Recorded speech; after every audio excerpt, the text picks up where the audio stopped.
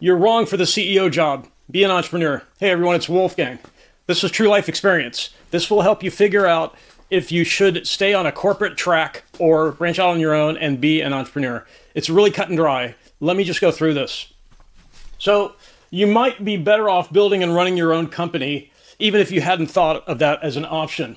One of the most important things to keep in mind about that is people think starting their own business is a difficult task. But the reality is, if you look at the upside down funnel of getting to the top of the corporate ladder, your opportunities are reduced each time you get promoted. Because at the next level, there are fewer and fewer positions available to promote someone from the next lower level. So it's actually quite difficult to get promoted to the top job. Some people do, most people do not. If you think about it, how many people in the typical company in the United States want to be the CEO? Tons of people go to good schools, work hard, and want to be the CEO, and the vast majority of them never get there. So running your own company might be a better option. And besides what I just said, I will give you some other hints that might be a better choice for you. So first thing is, promotions in corporate America are politics, not merit. And that is the biggie right there. That is the biggest problem with getting promoted to higher jobs in a corporate environment. You can be the best at what you're doing. It's not based on that. It's based on your social political skills. In most cases, there are some exceptions, but I worked in corporate America. I saw firsthand what goes on there.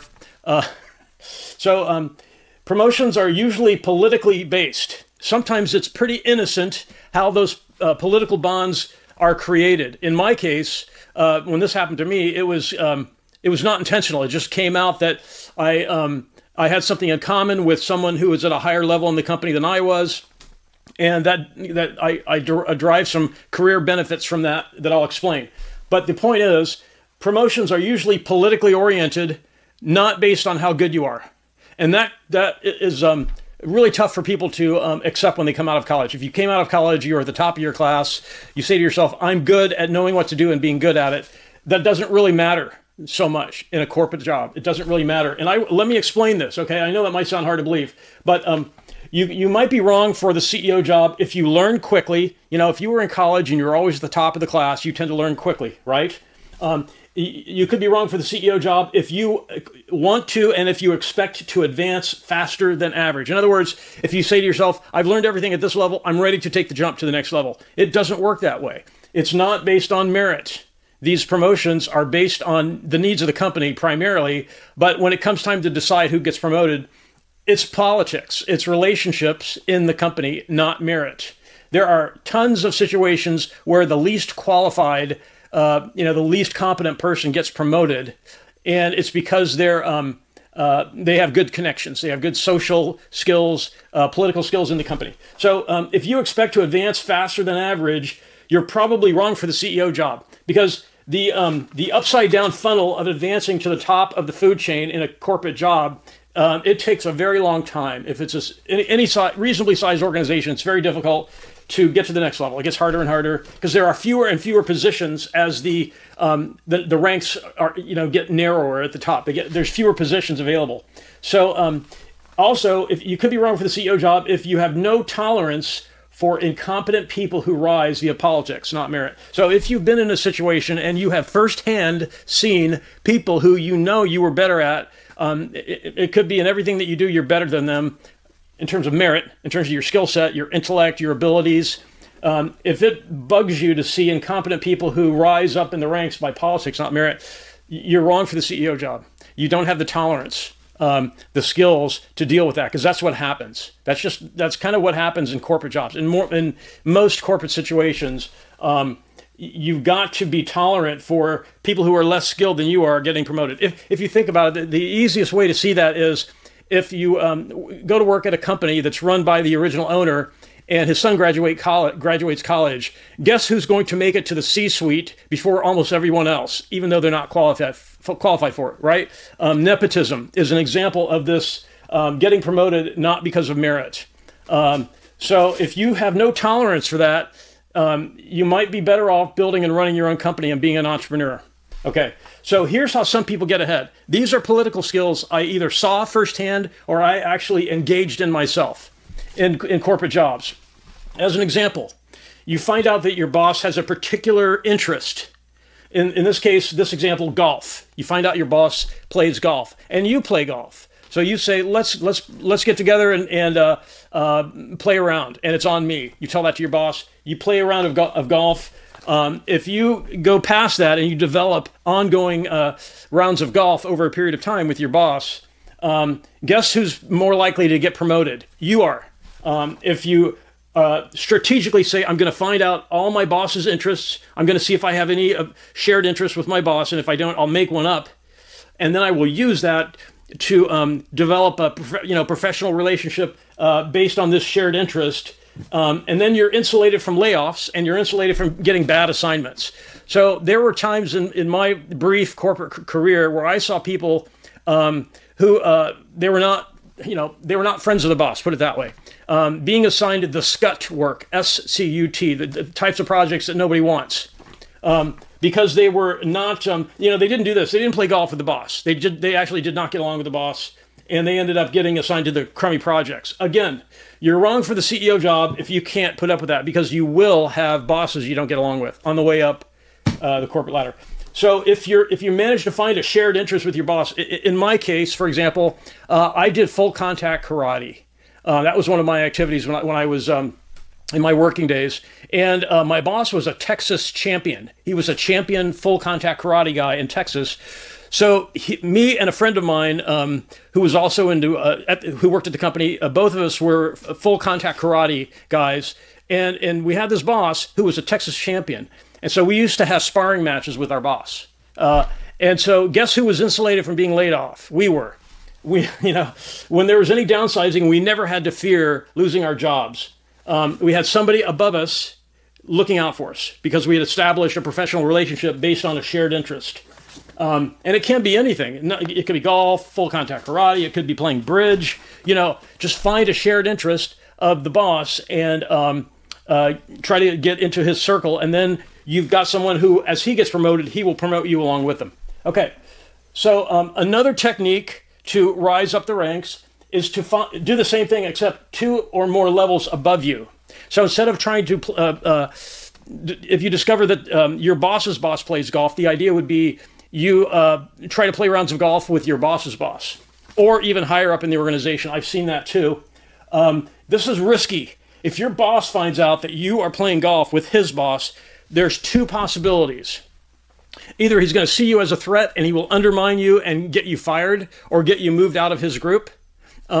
Because if you think about it, if your boss's boss has a professional relationship with you through a shared interest, and you start having a problem with your boss, guess who's going to lose that? If your boss doesn't get along with his boss very well, your boss is going to lose his job. He's going to get fired. So your boss might see you as a threat and get rid of you. The other possibility, the other way this could go, if you start playing rounds of golf, say, with your boss's boss or someone even higher up in the organization, your boss, your direct report boss, might have you promoted out of his group. He might promote you out of his group specifically so that you're no longer a threat or a concern to him. That's the other way it could go. But it's quite often that you will get fired. As an example, in our family's company, our family hired a top guy to run the whole organization. And my brother graduated college and started working in the family business. And this top guy fired my brother. He fired my brother, right? So, not a smart move. So my brother joined the company, the family business, and it was pretty clear that the top guy who had been hired by my family saw my brother as a threat and fired him. And guess how that turned out? You can just imagine how our parents felt seeing their son be fired by one of their own employees, right? So that didn't, that's what can happen though. Bosses can freak out a little bit if they know you've got some sort of professional or some other shared interest relationship, in this case, a family relationship with someone who has power over them. So it's pretty risky to do this. If you just develop some sort of relationship based on a shared interest with your boss, it's safer. And I've seen that happen. So here's what can go wrong in politics. I saw this in graduate school. I had a friend in graduate school who was an executive in a sales organization in a big company. I won't say the name of the company, but you'd recognize it. So he had used this technique. He had a great relationship with the guy right above him. And every time the guy right above him got promoted, he promoted my friend. So my friend rose up in the ranks, being pulled up because he had shared interests, a professional relationship through a shared interest with this guy who kept getting promoted, and he promoted my friend. So that guy quit the company. He changed jobs and went to another company, and a new guy took his position. The new guy wanted all his own people that were loyal to him, people who would be loyal to him, and that did not include my friend. So my friend, all the investment of time he had made in establishing a connection with the guy who was promoting him up was wasted because that guy quit. And it wasn't just my friend. It was several people on that team that were basically pushed out of the company because they were not loyal to the new guy who came in. That new guy who came in had all his own people that he wanted to bring in, so he got rid of the, so this is something that can go wrong if you back the wrong guy. So let me go back to the start of this video. You're wrong for the CEO job if hearing all this stuff, you dislike what you're hearing. Most people don't like hearing this because it's clearly not merit that's leading to promotions. It's something else that's not merit. And a lot of people don't like that idea because it doesn't really seem fair. It seems more, how can I strategize and use something like a shared interest to be thought well of by somebody who has power in the organization. It seems kind of sneaky. A lot of people don't like that. If you dislike these sorts of things, that I personally saw all this. And at some point, I was part of it too, because I had a boss who looked out for me and my friend. We were sparring with him, and in full contact karate sparring, I mean. And if you don't like these kinds of stories as the way to get promoted, you're wrong for the CEO job, because you have to be able to tolerate this crap, because it goes on in companies. And the other thing is, how long are you going to have to wait to be the CEO? If you want to rise to the top of the organization, even if you just want to be a vice president or an executive vice president and then reach the C-suite, or even if you just want to be a director, how long do you have to wait? You just can't know. There's no way to know.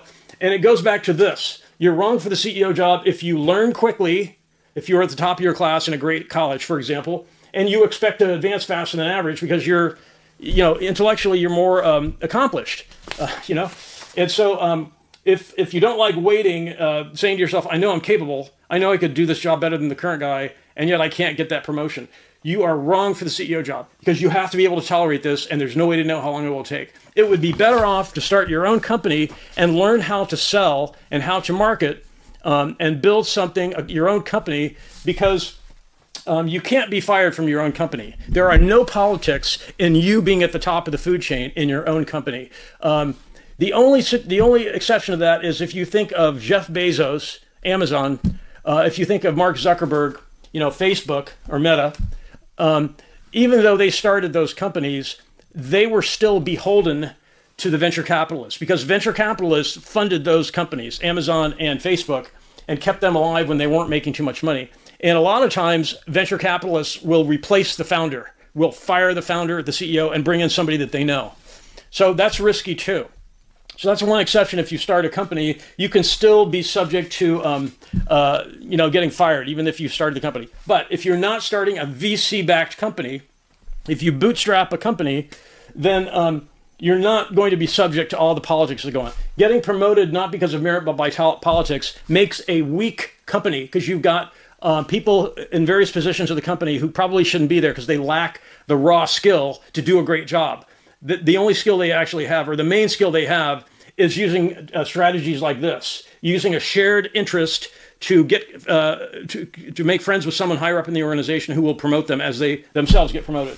So you're better off starting your own company. The one thing I want to say, I couldn't fit it on the board.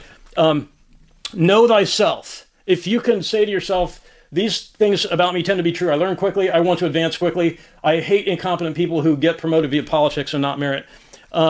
Then you've got to admit that to yourself and not set yourself up for huge disappointment, because you could be waiting for a long time to get promoted to higher levels and never get promoted. And it may have nothing to do with merit. It may have nothing to do with your skill.